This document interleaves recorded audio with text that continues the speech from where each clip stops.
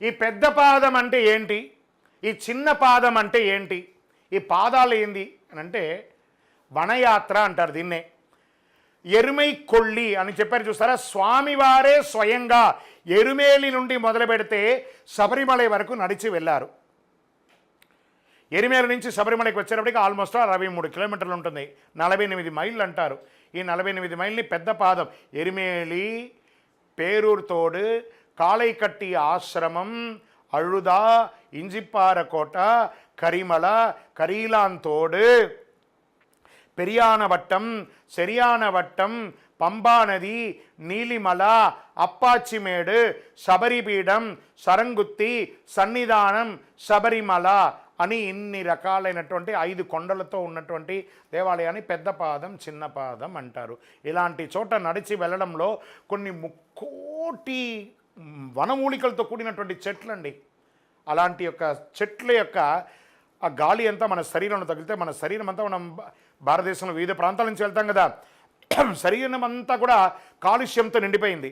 ఆ యొక్క వనమూలికల యొక్క గాలి మన శరీరంలో పట్టే చెమట రూపంలో చెడు అంతా బయటకు వచ్చి మనం ఆరోగ్యవంతులమయ్యి మంచి ఓవరాల్ అవుతుందన్నమాట బాడీ. అందుకే సంవత్సరంలో ఒక్కసారైనా వనయాత్ర చేయాలి. పుట్టినందుకు ఒకసారైనా శబరిమలకు వెళ్ళాలండి. ఎలా వెళ్ళాలి?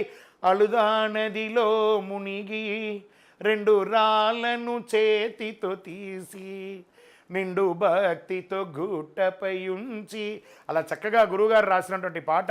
కరిమల చేరి కరముల మ్రోక్కి నీ కీర్తి వెలుగెత్తి చాటుదాం.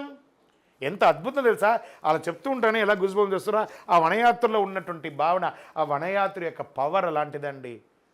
అంత అద్భుతం. ఎక్కడ చూసినా మన బంధువులే. మనం ఆలవేసుకున్న అయ్యప్పుడే ఎంత ప్రేమగా మీరు నడవలేకపోతున్నారా, ఒకళ్ళు వచ్చి గాలి వీస్తారు అలా వాళ్ళ టవల్తో, ఒకళ్ళు గ్లూకోజ్ ఇస్తారు, ఒకళ్ళు పాదాలు పడతారు, ఒకళ్ళు భోజనం ఇస్తారు, ఒక టిఫిన్ ఇస్తారు. ఎంత ప్రేమాభిమానం తెలుసా అక్కడ. పేద లేదు రాజు లేదు ఎందులేని అద్భుతం అందులేని ఆనందమే అయ్యప్ప దర్శనం. అంత అద్భుతమైనటువంటిది అనమాట వనయాత్ర. శరణమయ్యప్ప.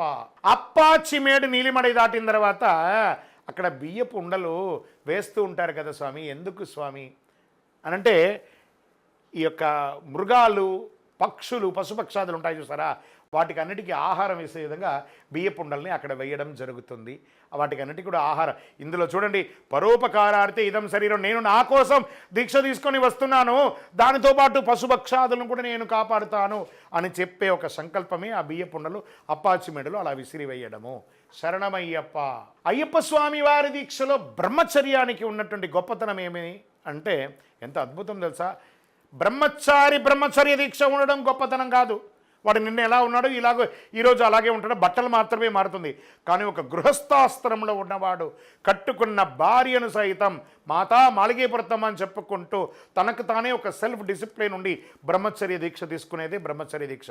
ఈ బ్రహ్మచర్య దీక్ష తీసుకున్న వాళ్ళందరూ కూడా మహామహా యోగులు ఉన్నారు. మనకు వివేకానందులు చూసాం, అలా ఎంతోమంది శంకరులను చూసాం. బ్రహ్మచర్య దీక్షతో ఏ పూజ చేసినా 1,00,000 రెట్లు తిరిగి అనుగ్రహంగా వస్తుంది. కాబట్టి బ్రహ్మచర్య దీక్షలో అంత పవర్ ఉంటుంది. శరణమయ్యప్ప. ఏమండి, అయ్యప్ప స్వామి వారి పూజలో విష్ణుమూర్తి ఏమో మోహిని అవతారంలో కదా, మరి వెంకటేశ్వర స్వామి పటంగాను ఇంకో చోట ఉన్నాడు. కానీ ఎందులో చూసినా అణువణువులో ఆయనే ఉన్నారు. కాబట్టి ఎక్కడ చూసినా ఎందందు వెతికినా అందందే కలుడు అని హరి అన్నాడు చూసారా. ఏ రూపంలో అయినా ఆయన ఉంటారు. కాబట్టి ఏ రూపంలో అయినా పెట్టి ఆయన్ని పూజించవచ్చు, తప్పు లేదు. కానీ పూజిస్తున్నారు కదా, ఆనందపడతారు. శరణమయ్యప్ప. గురుగారు, మేము ఈ యొక్క అయ్యప్ప దీక్షతో పాటు శివ దీక్ష, గణపతి దీక్ష, అమ్మవారి దీక్ష ఇవన్నీ ధరించవచ్చా అంటే, నేను 10th చదువుకుంటే ఇంటర్మీడియట్ ఎగ్జామ్ రాయొచ్చా, డిగ్రీ రాయొచ్చా అంటే ఆన్సర్ ఏ దీక్షకు ఆ దీక్షే. శరణమయ్యప్ప. గురుగారు, మేము యాత్రలో వెళ్ళేటప్పుడు ఈ యొక్క అయ్యప్ప దీక్ష తీసుకుంటాం కదా, మరి వేరే దేవాలయాలకు కొన్ని వెళ్ళొచ్చా అంటే అదొక తీర్థయాత్ర. మీరు వెళ్ళేది అన్ని దర్శనాలు చేసుకోండి కాకపోతే. శరణమయ్యప్ప. గురుగారు, మేము దీక్ష తీసుకొని శబరిమలకి వెళ్తున్నాము.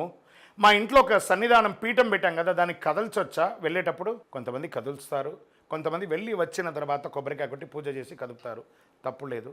దానివల్ల దోషం అంటూ ఏమీ లేదు. శరణమయ్యప్ప. ఏమండి, భార్య భర్తలు కలిపి దీక్షలో ఉండగా వ్రతాలు చేసుకోవచ్చా? సత్యనారాయణ వ్రతం కానీ కేదారి వ్రతం కానీ అంటే ఇక్కడ బాగా గుర్తుపెట్టుకోండి. సన్యాస దీక్ష తీసుకోవట్లేదు మీరు, బ్రహ్మచర్య దీక్ష తీసుకుంటున్నారు. కట్టుకున్న భార్య అనుమతి ఇస్తేనే మీరు అయ్యప్ప స్వామి దీక్ష తీసుకుంటున్నారు. అయ్యప్ప పడి పూజ అయినా మీరిద్దరు దంపతులు కూర్చొని పూజ చేయాలి. మీరు పూజ చేసినంత మాత్రం పక్కన కూర్చొని మాత్రమే కరెంట్ టైం షాక్ కొట్టదు. మీరే కదా సంకల్పం తీసుకున్నారు దీక్ష తీసుకుంటారని. అన్ని పూజలు చేయాల్సిందే, ఖచ్చితంగా చేయాల్సిందే. శరణమయ్యప్ప. గురుగారు, ఈ యొక్క దీక్ష తీసుకున్న తర్వాత తెల్లవారుజామున ఎందుకు లేవాలి, చన్నీటి స్నానం ఎందుకు చేయాలంటే ఇది ఒక దీక్షలో మాత్రమే కాదండి, నిత్య జీవితంలో కూడా సూర్యోదయాత్ పూర్వం బ్రాహ్మ్య ముహూర్తంలో లేచి స్నానం చేసి సంధ్యావందనాది కార్యక్రమాలు చేస్తే ఈ మాధ్యమం ద్వారా చూడండి, మాల వేసుకున్నప్పుడు త్వరగా లేస్తారు. మాల ఇప్పిన తర్వాత ఎన్నింటికి నిద్ర లేస్తారో తెలియదు కదా. మీ డే టు డే యాక్టివిటీస్ అంతా వేస్ట్ అయిపోతుంది. అది దీక్షలో ఉండగా మీరు చేయగానే మీకు చాలా 3-4 గంటలు ఎక్కువ కూడా కలిసి వచ్చేస్తుంది. కాబట్టి ఈ సమయం ఆ సమయం లేదని బ్రాహ్మ్య ముహూర్తంలో లేచి స్నానం చేసి పూజ చేయడం వల్ల మనలో ఒక నిగ్రహం పెరుగుతుంది, ఒక ఐశ్వర్యం పెరుగుతుంది, మన ముఖంలో ఒక వర్చస్సు పెరుగుతుందండి. కాబట్టి బ్రాహ్మ్య ముహూర్తంలో చేయాలంటారు. శరణమయ్యప్ప. ఏమండి, వనరక్షకుడుగా మేము ఇంటి ముందర కొబ్బరికాయ కొడుతున్నామండి, కొట్టిన తర్వాత ఇంటికి వెళ్ళకూడదు అంటారు. అది వెళ్ళచ్చా వెళ్ళకూడదా అంటే, ఇరుముడి కట్టుకున్న తర్వాత ఆ విల్లు ఉంటుంది చూసారా, విల్లు అంబు ఇలా వదిలాం, ఎయిమ్ చూసి వదిలేస్తే no no no no back back back back అంటామా, వెళ్ళిపోయింది అంతే. అది అక్కడ పోయి రీచ్ అవ్వాల్సిందే. కొబ్బరికాయ కొట్టి వెళ్తే స్వామి దర్శనం చేసుకొని వచ్చేస్తే నీకు ఇంటితో పనే ఉంటుంది. యు ఆర్ గో అవుట్ కదా, మళ్ళీ ఎలా వెనక్కి వస్తావు? వెళ్ళిపోవడమే శబరిమలకి. శరణమయ్యప్ప. గురుగారు, ఈ యొక్క మాల వేసుకునేటప్పుడు కండువా వేసుకోవాలి కదా, అది వేసుకుంటే మంచిదా, దాని ఏంటి కథ, దాని గురించి కొంచెం చెప్పండి అంటే కండువా వేసుకోవాలండి. ఎందుకంటే ఇలా మాల ఇప్పుడు ఇలా పైన వేసుకోగానే దారిలో పోయేవాడు మీరు చూడండి, మీరు ఇప్పుడు స్కూటర్లోనో కారులోనో నడిచిపోతుంటే మిమ్మల్ని చూడగానే తెలియకుండానే ఒక సివిల్గా ఉన్నాడు స్వామిచరణం ఇలా పెట్టేసుకోండి, మన పక్కన అయ్యప్ప పోతున్నారు అనే ఒక భావన వచ్చేస్తుంది. ఆ డ్రెస్కి గౌరవం ఇస్తున్నారంటే ఆ గౌరవం మీకు కూడా వస్తుంది. కాబట్టి మీలో ఉన్న మాలకు కూడా గౌరవం వస్తుంది. కాబట్టి ఆ మాలకు మర్యాదగా మీరు ఉండండి, సమాజం మీకు గౌరవం ఇస్తుంది. ఎలాంటి వస్త్రమైనా ధరించండి, గౌరవంగా ఉండండి. శరణమయ్యప్ప. ఏమంటే కలస పూజ అని ఉంటుంది, ఇక 18 పడిలోనే చేస్తారు అన్ని పూజలు. కలస పూజకు 18 లేదు, కన్నీస్వామి లేదు, అన్ని పూజలను కలస పూజ చేయాలండి. ఎందుకు ఈ కలసం పెడతారంటే గంగే చయం నేచైవ గోదావరి సరస్వతి నర్మదా సింధు కావేరి పంబ అన్నీ కూడా అందులో పెట్టి చేస్తాం. కాబట్టి ప్రతి పూజకు కలస పూజ చేయొచ్చు, తప్పులేదు. శరణమయ్యప్ప. ఏమండి, పడి పూజ చేసి కొంతమంది పడి పూజలు చేస్తుంటారండి. ఒక్కొక్కసారి మిడ్ నైట్ అయిపోతుంది, ఆ సమయంలో ఆహారం తీసుకోవచ్చా, మరుసటి రోజు అయిపోతుంది కదా 12 అయిపోతే తీసుకోవచ్చా అంటే, టిపికల్ క్వశ్చన్, టిపికల్ ఆన్సర్. బాగా గుర్తుపెట్టుకోండి.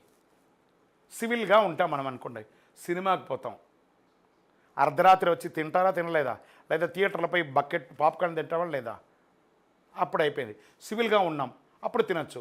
మరి దీక్షలో ఉంటే తినచ్చా అంటే కాస్త తింటే మీకు అరగదు, అదొకటి మెయిన్. ఎందుకంటే తెల్లవారుజామున 4 మీరు లేవాలి, అదొకటి. ఏమంటే ఎప్పుడో ఒక్కసారి లేట్ అయినంత మాత్రంలో తప్పు లేదండి. అందుకని రోజు లేట్ కాకూడదు. మీరు అక్కడ టైంపాస్ చేయలేదు కదా, సరదాగా జాలీ ట్రిప్కి వెళ్ళలేదు కదా, స్వామివారి యొక్క భజనామృతంతో మీ కళ్ళుకింపుగా అక్కడ అలంకారము, చెవులకింపుగా నామస్మరణ, ఒక ప్రసాదం అక్కడ పూజలో ఉండి అన్నీ ఎంజాయ్ చేసి ప్రసాదం వదిలేస్తే, సత్యనారాయణ స్వామి వారి ప్రసాదం ధిక్కరణ చేసిన ధరకి ఏమైందో 5 కథలో ఒకటి చెప్తాం కదా, అదేవిధంగానే ప్రసాద ధిక్కరణ కదా. ప్రసాదం తీసుకోండి, ఎక్కువ తినకండి, కొంచెమైనా తినండి, కొంచెం ప్రసాదం తీసుకొని రండి. ప్రసాదం తీసుకోవాలి. మీ అయ్యప్ప పస్తు ఉంటాడు కదా, మీ మెడ మీద ఉన్న మాల వేసుకున్న, ఇప్పుడు XYZ మీరు సపోజ్ శివ ఉన్నారనుకోండి, మాల వేసుకుంటే మీరు శివస్వామి అయ్యారు. ఆ శివస్వామిని పస్తు పెడతామా, కాబట్టి కొంత ఒక పండైనా తినండి, రొట్టిగా మాత్రం వెళ్ళకండి. శరణమయ్యప్ప. ఏమండి, కన్నెస్వామి నుంచి ఒక్కొక్క బాణము, కత్తి, గంట, గద ఇవన్నీ తీసుకెళ్తారు. 18 యాత్రకు వెళ్ళే వాళ్ళు మాత్రం కొబ్బరి చెట్టు తీసుకెళ్తారు కదా గురుగారు, దీని యొక్క పరమార్థం ఏమైనా ఉందా, ఎందుకోసం కొబ్బరి చెట్టు తీసుకెళ్తారు అంటే, అప్పటి కాలంలో ఎరిమేలు నుంచి సన్నిధానం వరకు అందరూ నడిచే వెళ్ళేవాళ్ళు, వేరే దారి లేదు. ఇప్పుడు కదా కారు వసతులంతా పంబ వరకు వచ్చింది. అప్పుడు ఈ కొబ్బరి చెట్టు సీనియర్గా ఉన్నవాళ్ళు కొబ్బరి చెట్టు పెట్టడం వల్ల ఇప్పుడంతా మినరల్ వాటర్, ఆ వాటర్, చుక్కు వెళ్ళం వాటర్ అంతా వచ్చింది. అప్పుడు ఆ కొబ్బరి చెట్టులో ఉన్నటువంటి కొబ్బరికాయ కొట్టి దాహారతిగా దాహం తీసుకునేది. కాబట్టి మన యొక్క ముందు వాళ్ళు చేసినటువంటి ఆ యొక్క సేవను మానవతా దృక్పథంతో మనం ఇప్పటికీ చేస్తున్నాం.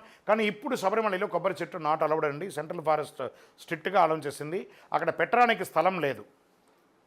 అందుకని మనం ఏం చేయాలి, కొబ్బరి చెట్టు కల్చర్ని మానకూడదు. మన పరిసర ప్రాంతాల్లో మన ఊర్లో ఉన్న ఏదో ఒక దేవాలయంలో ఆ కొబ్బరి చెట్టును పెట్టేసి మనం వెళ్ళేటప్పుడు ఇరుముడిలో బంగారు కానీ వెండితో కానీ కొబ్బరి చెట్టు ప్రతిమను తయారు చేసి ఇరుముడిలో వేసి అది స్వామివారి హుండీలో వేస్తే ఆ స్వామివారి దేవాలయ అభివృద్ధి కార్యక్రమాల్లో ఈ వస్తువులు ఉపయోగపడుతుంది. శరణమయ్యప్ప. అళుదా నదిలో వనయాత్రకు వెళ్ళేటప్పుడు 2 రాళ్ళు తీస్తారంటారు కదా గురుగారు, దాని యొక్క ప్రాముఖ్యత ఎందుకు వచ్చింది, ఆ నదికి ఆ పేరు ఎలా వచ్చింది? అళుదా నదిలో మునిగి 2 రాళ్ళను చేతితో తీసి నిండు భక్తితో గుట్టపై ఉంచి. ఈ మణికంఠుడికి మగిషికి ఘోరమైనటువంటి యుద్ధం జరుగుతుందట. ఈ మగిషికి ఒక వరం ఉంది, తన శరీరంలో నుంచి 1 డ్రాప్ బ్లడ్ కింద పడిందంటే 1,00,000 మగిషులు మళ్ళీ పుట్టాలి అని. ఆ వృత్తాంతం స్వామికి తెలుసు కాబట్టి ఒక చుక్క కూడా నెత్తురు కూడా రాకుండా బొక్కలు ఎముకలంతా విరిగిపోయేటట్టుగా మెలికలు తిప్పి కింద కొట్టి పైన కొట్టి ఆ మగిషిని సంహరిస్తుంటే ఆ నొప్పి తట్టుకోలేకుండా మగిషి అழுదాళ్ అంటే ఏడ్చింది. ఆ మగిషి యొక్క కన్నీటి బొట్టే అళుదా నది. అలా నది పుట్టింది. మరి 2 రాళ్ళు ఎందుకు తీసుకెళ్తున్నాం? గిరగిర కొట్టి స్వామివారు విసిరేసేస్తారు ఆ మగిషి యొక్క భూత శరీరాన్ని. దాన్ని మంత్రంలో ఏం చెప్పారు? మగిషి భూత శరీర ఉక్షేపకృతాయ నమః. చనిపోయిన వాళ్ళ యొక్క సంస్కారం చేయకపోతే ఆ కుళ్ళిన శరీరం ఏమవుతుంది? ఉప్పొంగిపోతుంది కదా, పొంగుతుంది కదా, ఉబ్బుతుంది కదా. వెంటనే ఆ మగిషి యొక్క శరీరం ఉప్పొంగిపోగానే సూర్యచంద్రులందరూ ప్రపంచంలో కనబడకుండా ప్రపంచమంతా చీకటి అయిపోయిందట.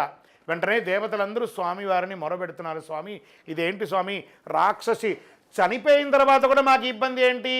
ఏం పర్లేదురా నాన్న, అందరూ ఒక 2 రాళ్ళు తీసి దాని మీద వేయండిరా, అది పాతాళంలోకి వెళ్ళిపోతుంది అంటే అప్పటి నుంచి అళుదా నదిలో నిలబడుకొని అందరూ రాళ్ళు వేయడంతో అది అలా లోపలికి వెళ్ళిపోయింది.